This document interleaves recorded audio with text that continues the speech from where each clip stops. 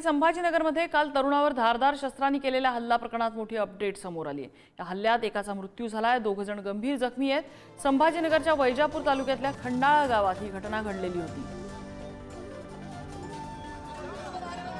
आणि यामध्ये 2 जण गंभीर जखमी असल्याची माहिती आहे। एकाचा यामध्ये मृत्यू झालेला आहे।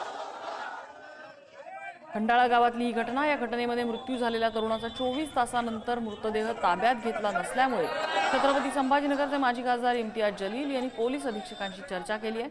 इम्तियाज जलील यांच्याशी त्यानंतर बातचीत केली आमचे प्रतिनिधी नितीन थोरात यांनी। पोलिसांनी एसपी साहेबांनी आश्वासन दिलेले आहे की कोणत्याही परिस्थितीमध्ये आम्ही कोणालाही सोडणार नाही।